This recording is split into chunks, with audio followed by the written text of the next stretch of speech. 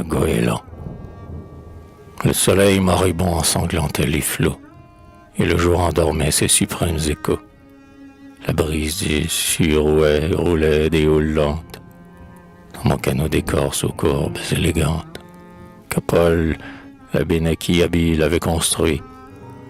Je me hâtais vers Tadoussac et vers la nuit.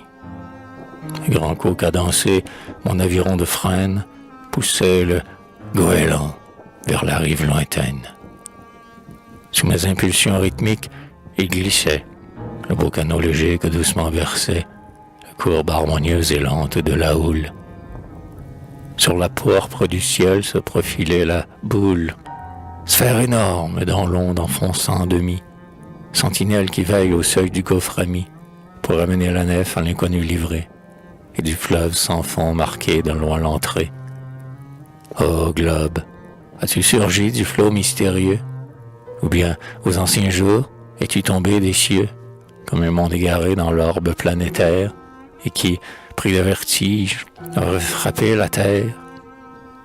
Dans le grand air du large et dans la paix des bois, dans les calmes matins et les soirs pleins d'effroi, dans la nuit où le cœur abandonné frissonne, dans le livre inconnu je fuyais Babylone. Celle où la pauvreté du juste est un défaut, celle où les écus d'or sauvent de l'échafaud, où maint gredin puissant, respecté par la foule, est un vivant outrage au vieil honneur qu'il foule.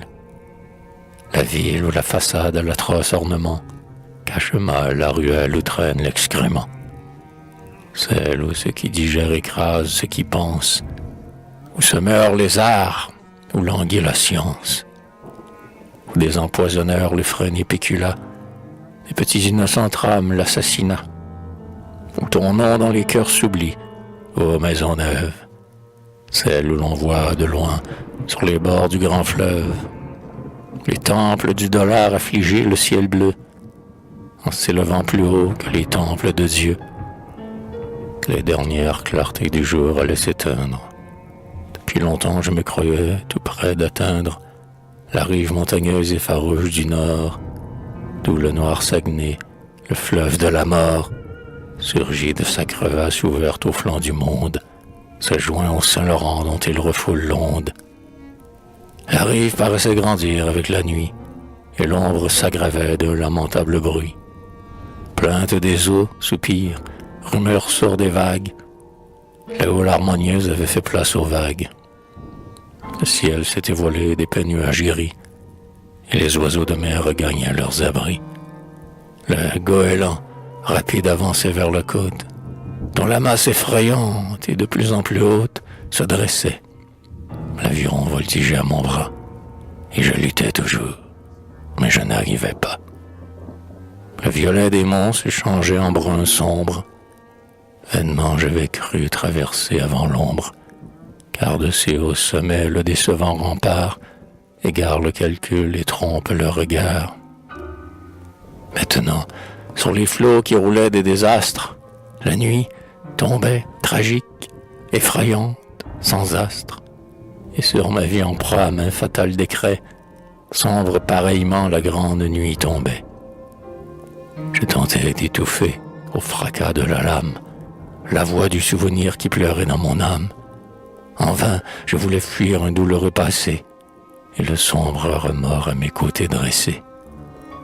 Mais je me demandais si les tragiques ondes n'allaient m'ensevelir dans leurs vagues profondes.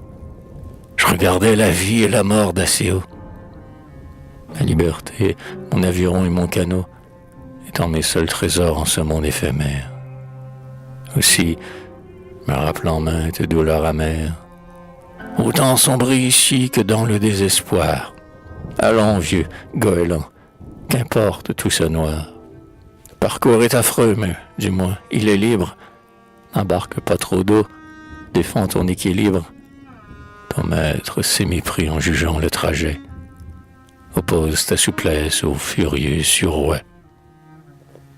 Comme un oiseau craintif qui fuit devant l'orage, le grand canot filait vers la lointaine plage. Sur les flots déchaînés qu'à peine il effleurait, quand, dans l'obscurité, gronda le mascaret. Le canot se cabra sur la masse liquide, tournoya sur lui-même et bondit dans le vide, prit la vague de biais, releva du devant, mais un coup d'aviron le coucha sous le vent. Alors, des jours heureux me vint la souvenance. Je me revis au seuil de mon adolescence. Je revis le sauvage inventif, assemblant l'écorce d'où son art tirait le goéland. Comme un sculpteur épris d'un chef-d'œuvre qu'il crée, il flattait du regard la carène cambrée, calculait telle courbe à la largeur des bords et des proportions ménageait les rapports. Je me remémorais sa parole prudente, au temps déjà lointain où j'allais sous la tente, causer des vieux chasseurs et voir, de jour en jour, l'écorce prendre forme en son svelte contour. Quand je lui ai demandé, pour la proue ou la poupe, un ornement futile et d'élégante coupe, comme ceux que j'avais au jardin admirés, sur des petits canaux de guirlandes parées. Le vent, avait-il dit, prendrait dans ses girouettes. Tu remercieras Paul au milieu des tempêtes, quand tu traverseras où d'autres sombreront. Cependant, j'approchais du Saguenay sans fond. Mon aviron heurta la pointe aux alouettes. Je ne distinguais rien des grandes silhouettes, mais un phare apparut à mon regard chercheur. Le brasier qui flambait au foyer d'un pêcheur guida ma randonnée, et j'atteignis la plage de la petite baie au pied du vieux village.